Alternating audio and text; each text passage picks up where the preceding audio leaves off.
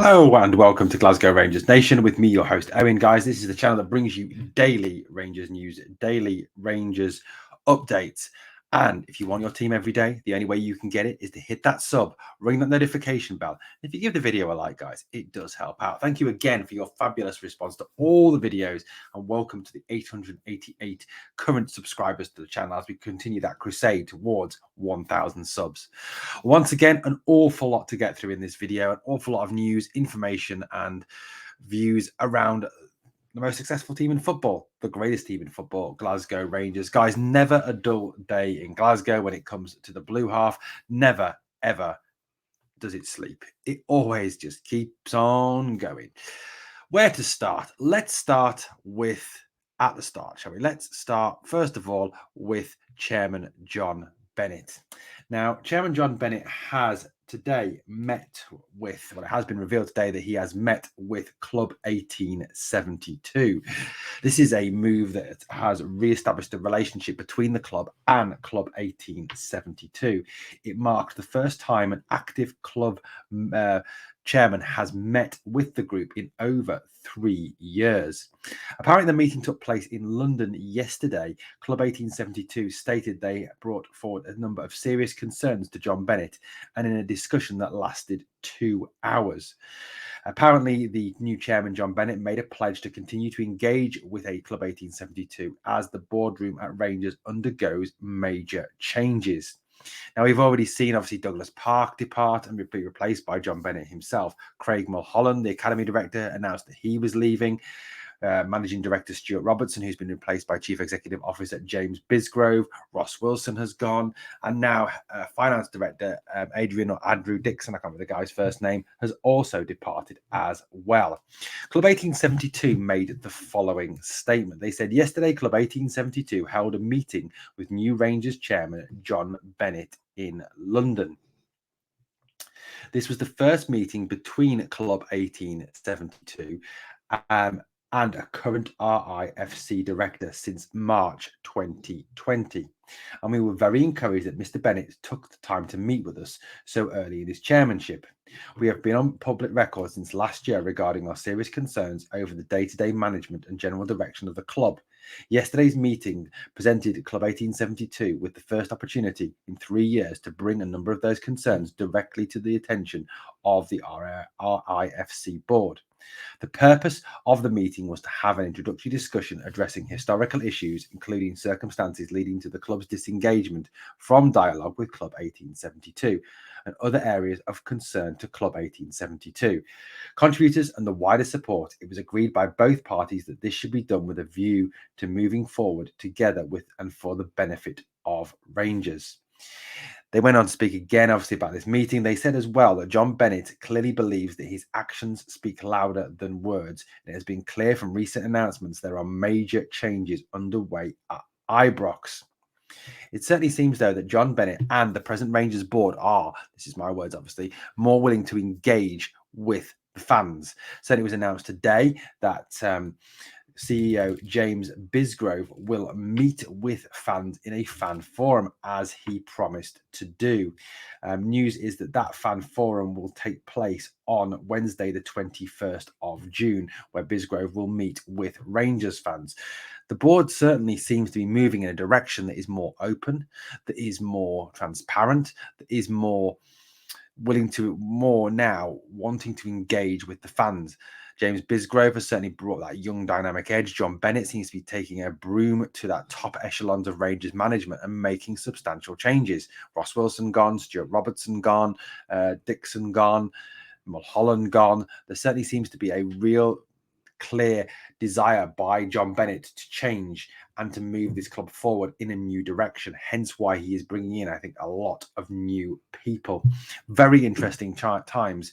Even James Bisgrove, in the statement that he gave yesterday, thanking Craig Mulholland for his services, stated that there was a major transformation underway at the club. It is quite clear that all those people in power at the very top of Rangers are very clear in their desire to make changes to this club in order for this club to become a modern 21st century European club that is going to compete at the very highest level, not only in Scotland, but also in Europe.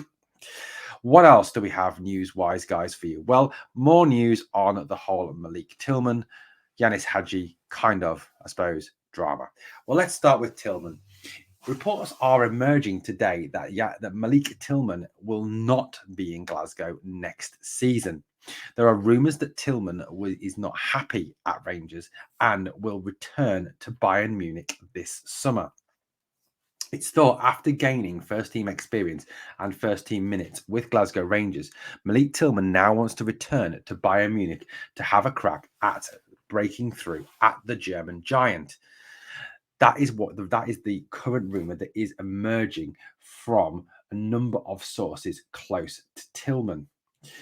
This certainly seems to be a growing feeling. Now, like I said yesterday, in those unscientific polls that I ran, a lot of fans don't want to re-sign Tillman. Tillman also is out currently with a hamstring injury and is likely to miss the rest of the season, also casting further doubt on that £5 million price tag.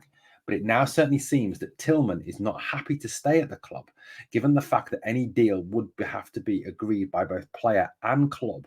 If one party is not happy, then the deal is unlikely to go ahead. And if, as rumoured now, Tillman is not happy with staying at Rangers, it does seem highly likely that he will return to Bayern Munich this summer. Now, one rumour that has been doing rounds is Yanis Hagi is a player who could, in effect, save Rangers an awful lot of money.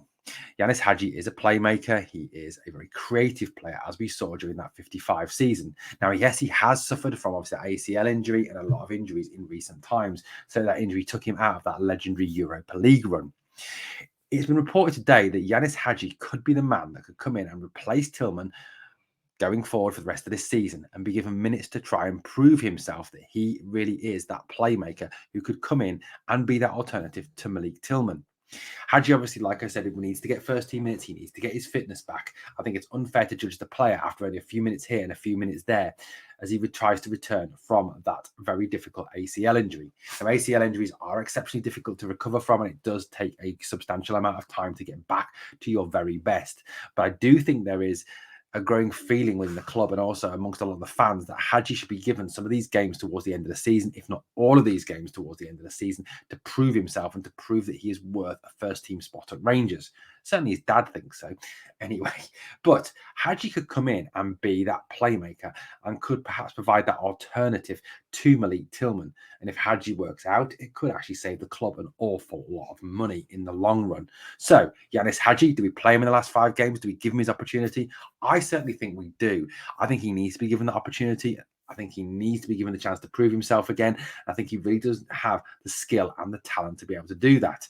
It's quite clear that he is rated around Europe. There are clubs like Celta Vigo that are interested, Galatasaray, Leeds, apparently Aston Villa, all clubs that are interested in the services of Haji. So he's quite clearly highly thought of around Europe. So I do think there could be a possibility that Yanis Haji be brought in to the team for the final 5 games to really prove himself. I certainly would like I said, like to see him given that opportunity. Now, one midfielder who has been linked with a move to Rangers is Leighton Clarkson.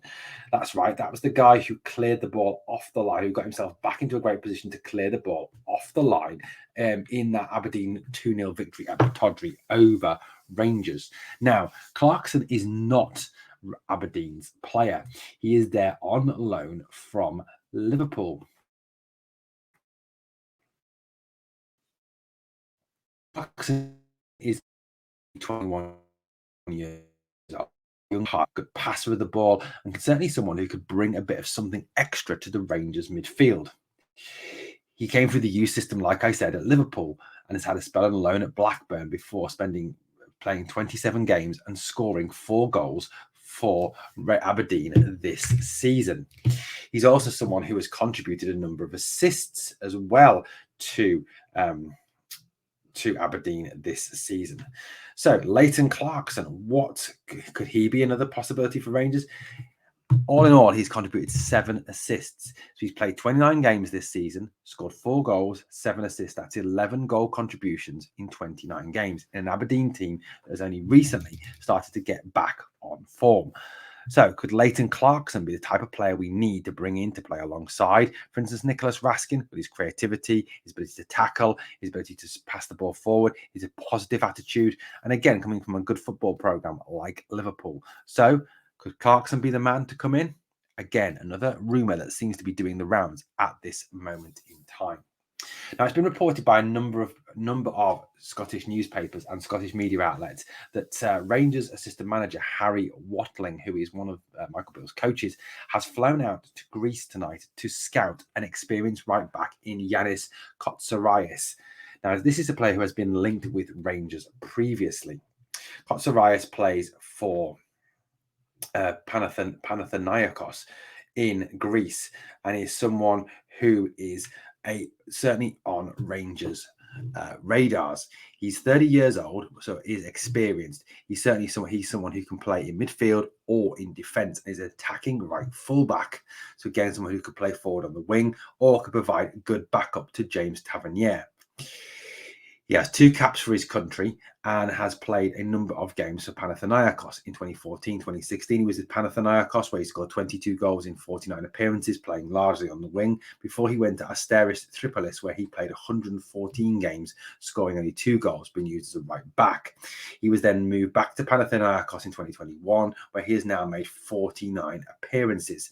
So it certainly seems that Kotsarias, who is, like I said, a right back, is someone who is interested in Glasgow Rangers and is being scouted currently by Harry Watling, one of Michael Beale's coaches. Obviously, this is going to be a massive, huge summer for the club. And Kotsarias is another player who Rangers are highly interested in. Now, he is still under contract until 2024. So Rangers would have to spend some money on him. So I guess a case is to make a case of making a judgment on whether it's worth spending money on a 30-year-old, money you are unlikely to get back in the long run. So Kotsarias, good option, bad option? Let me know what you think in the comments below. Okay, we're getting there, guys. I promise. Let's talk about Kamara Roofe. Now, obviously, Kamara Roofe, Mr. Glass, guy who's always injured, always out, always seems to be missing time. Yet, I think we can all admit, is, without a shadow of a doubt, the best natural finisher at the club. I think better than Morelos, better than Cholak. He has scored 25 goals in 48 games for Rangers. But Roofe has missed so much time with injury this past year. And again, he is a player who has only got 1 year left on his current contract. So Rangers do have a decision to make this summer over Kamara Roofe. Now, Roofe has shown his commitment to get fit by flying out to seek specialist advice on his calf injury that refuses to go away. Apparently, Roofe has flown out to Dubai to get further treatment and further advice on this injury as he seeks to get himself back fully fit to be able to play a part for Rangers next season. Now, this will give Rangers a decision to make if Roofe can get himself fit over this end of the season and off season. Do they try and cash in on him and move on from him, given his past injury history? Or do they add him to the squad as a useful squad option, given the fact that it is highly likely that Rangers are going to go and spend money on a centre forward this off-season? Now, one such player who has been linked is Josh Madger, but he has since indicated that he would like to remain at Girondins de Bordeaux in Ligue 1 once or if they are promoted. So, Kamara Roofe, can he get himself fit? And if he can, could he be that natural finisher that we need, certainly coming off the bench, or to provide an impact and be an impact player? I think, personally speaking, I think if Roofe can get himself somewhere near to fit, we should sell on. I just don't trust him to stay fit. I just think long term he's going to get injured again. He's going to end up being out again, and we're going to end up missing time. And I know that Roofe is going to be exceptionally hard to get rid of. I think offshore of medical science, I'm not quite sure who's going to be interested in him. But if we can get some money from him over this off-season, again, I think it's worth moving him on and then using that money to reinvest into the team to build a new team. Okay, final story of the night. Young Rangers, the youth team, lost 6-5 to Glasgow Celtic. Yes, them again in the Youth Cup final. So let's just have a little think about this game. What actually happened in this incredible sounding game? A game that went to a extra time period. Roberts fired Rangers ahead. Frame then equalised for Celtic. Thompson added Celtic second before Roberts with got his second from close range to bring it even. Kelly then pounced on an error to put Celtic back in front before Stevens of Rangers again levelled it up. Curtis of Rangers then scored a penalty before an own goal levelled it all off again. Now it was 4-4 when a critical situation happened in the game. Rangers' promising young striker Zach Lovelace was sent off for a second yellow card. And on watching back this thing, it does seem a very, very dubious decision by the referee to send him off. A decision that ultimately, in my opinion, turned the game in favour of Celtic. Celtic in extra time then went on to get the lead and then to settle the game before Pasternak gave Rangers some late hope. So at one point it was 6-4 before Pasternak scored to make it 6-5. But once again, the intervention of a referee seems to have ruined a perfectly good game with the sending off of Zach Lovelace. Like I said, I've watched it back a few times now and try to take my blue goggles off with my referee's head on. I think he is exceptionally unlucky to get his second yellow and to get sent off from that point. I think it is a very, very bad decision by the referee.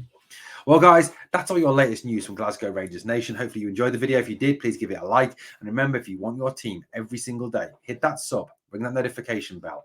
It does help, guys, to help us grow this channel. And once we get that magic 1K, we can do so much more with the channel and really grow it big time, myself and Victoria Searle, my co-host. Thank you so much for watching. And as always, guys, I will be back to speak to you again very soon here on the channel, here on Glasgow Rangers Nation.